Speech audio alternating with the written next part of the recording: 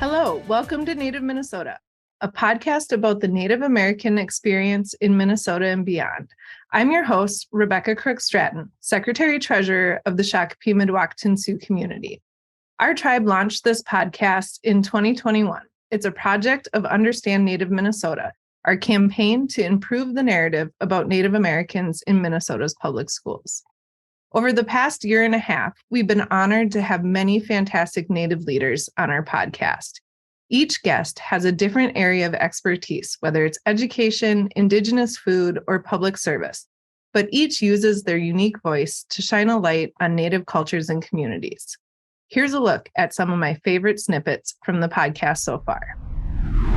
Last year, I had the pleasure of interviewing Sherman, the award-winning Lakota chef and founder and CEO of the Sioux Chef. He spoke about growing up on the Pine Ridge Reservation, becoming a chef, and his journey to focus his culinary skills on Indigenous foods. So I became a very young chef in Minneapolis in the early 2000s and just did that. And a few years into my chef career, I had this epiphany of doing what I'm doing because I realized the complete absence of Native American Indigenous foods anywhere in the culinary world. Everything was so Eurocentric. Everything was about French food and Spanish food, Italian food. And there was just no mention of here and what our ancestors were eating and what they were growing, what they were harvesting, and how were they preserving foods. So it really set me on a path to try to truly understand, what my Lakota ancestors are eating. And then eventually, after studying that for quite a while, it opened me up to really looking at all the different groups around us and trying to understand Indigenous diversity in general, because there's so much of it everywhere. And it's so unique and so special no matter where you look at it. So I feel like there's so much for us to learn and to preserve when it comes to Indigenous values. And it's just looking at what are the true foods of North America, where we're standing. On the topic of understanding Indigenous culture and diversity, we had a special episode this summer with a Shakopee-Mdewakanton Sioux community member, Rosemma Lafferty. Rosemma helps organize our tribe's annual Wichipi or powwow. She has also danced in our Wichipi and was SMSC royalty. Royalty is about being an ambassador for your tribe, going out to different powwows, traveling around the world, and being a representation for yourself, your people, and your community. And why I love to dance is because it brings a lot of joy to me. It brings me energy, even when I don't have it. And I dance for the ones who aren't able to dance anymore and the ones who are no longer here.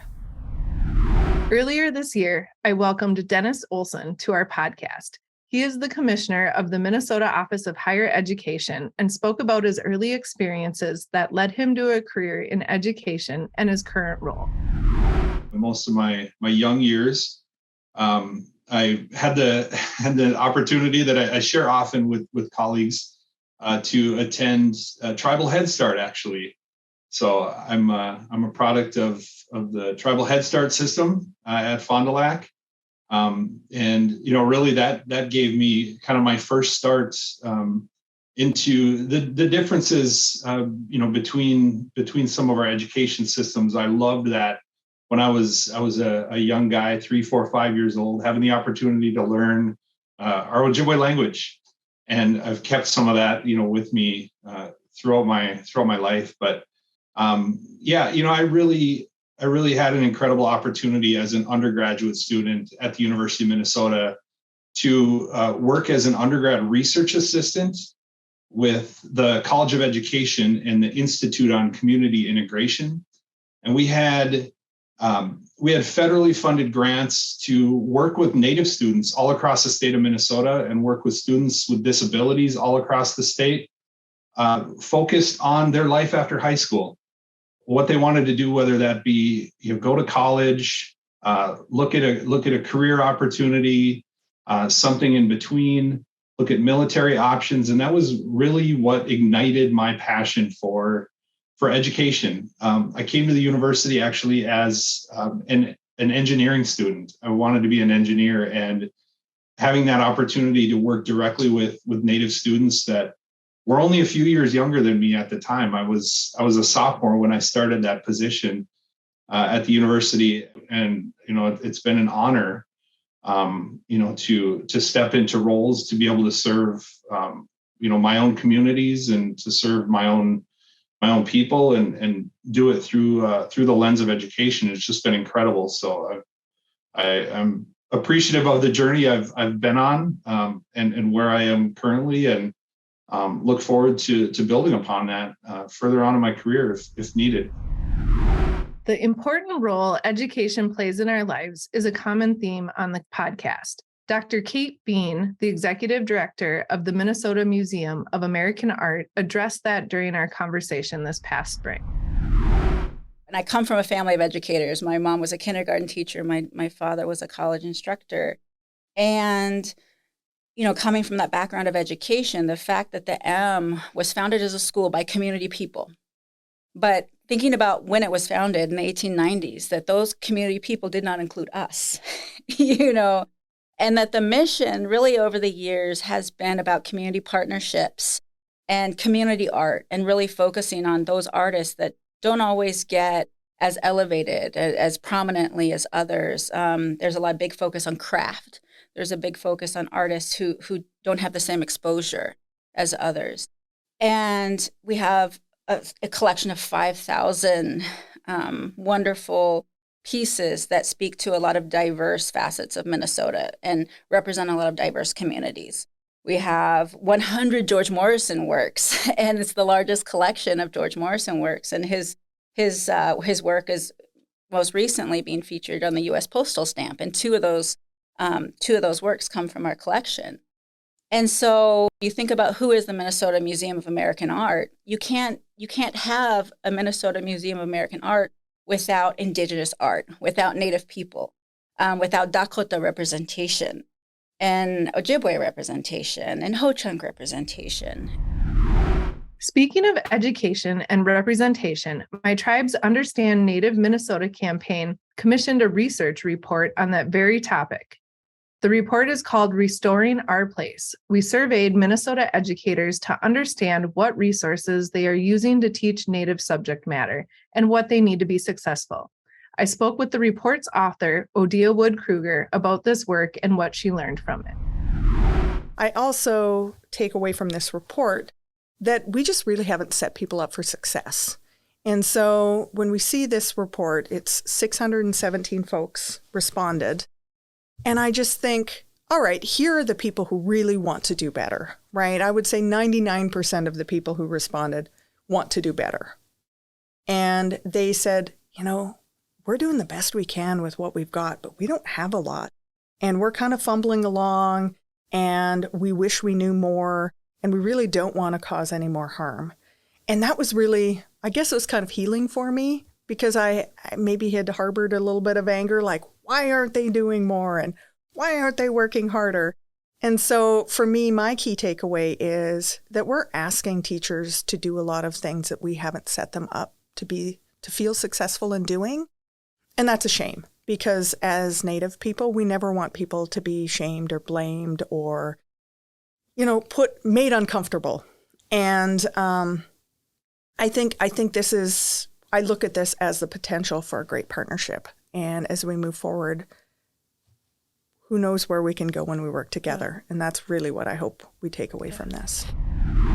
Another influential research project is Reclaiming Native Truth, which studied common misconceptions about tribes and Native people nationally. Crystal Echohawk, who co-led the research and is the executive director of Illuminative, had this to say about it. Reclaiming Native Truth is something I founded and co-led. And really, as I talk about it, it's the largest public opinion research project ever done about Native peoples and by Native peoples for Native peoples. And the Shakopee Mdewakanton Sioux community was one of our very first investors in that work. And it was a total of a $3.3 million research project. It had really never been done before. And I think, when I look back when this sort of genesis of Reclaiming Native Truth, it started back in kind of 2015. And, I've worked my whole life in Indian country. I've worked for my own tribe. I've worked for a variety of different Native nonprofit organizations, really advocating for particularly our Native youth and families, but, for tribal sovereignty and for the rights of Native peoples. And I think like so many of us in our lives, whether we're advocates, for Native rights or just every day and living, breathing as Native people, I think we constantly encounter this sense of like we feel invisible and not seen, not feeling like our issues are taken seriously in this country. And that, more often than not, we're reduced to caricatures and stereotypes. It's a way that we're represented in Hollywood and the media, and even, in philanthropy and in a variety of different sectors.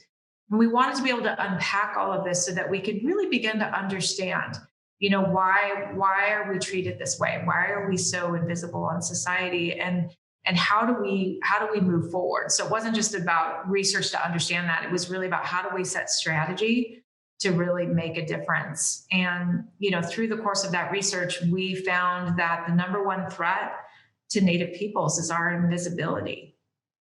And, it was research done by, for example, Professor Sarah Shears that found that 87% of schools in the country don't teach about Native peoples past 1900.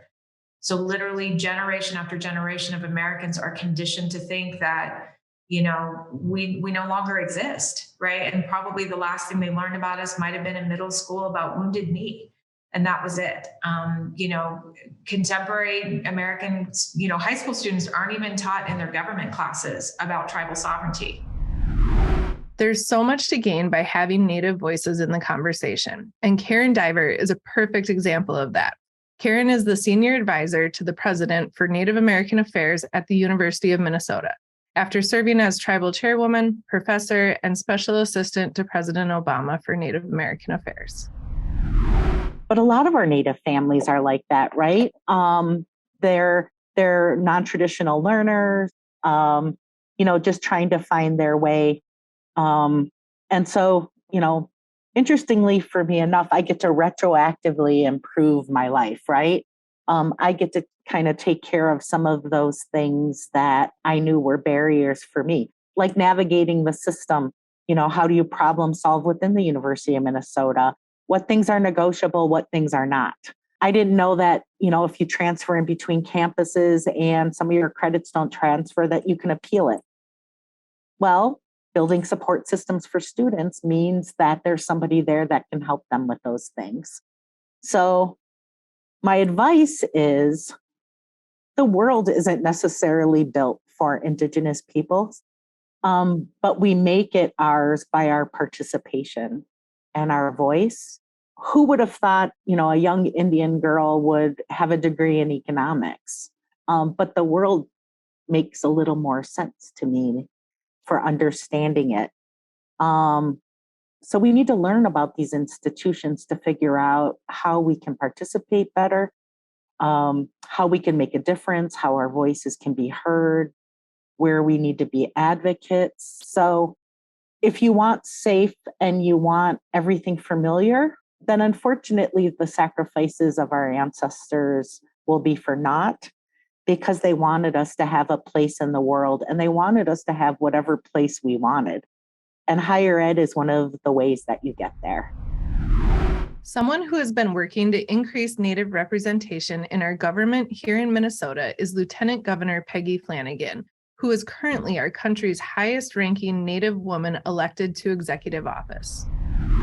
I've been friends with Tim Walz for a very long time, and making sure that our tribal nations, treaty rights, tribal sovereignty, honoring this government-to-government relationship has always been important to him. It certainly was when he was in Congress. And so, even when we were on the campaign trail, it was, I want to make sure that people look at Minnesota as a model for how to try to get this right. And so it's been a priority of ours since the beginning.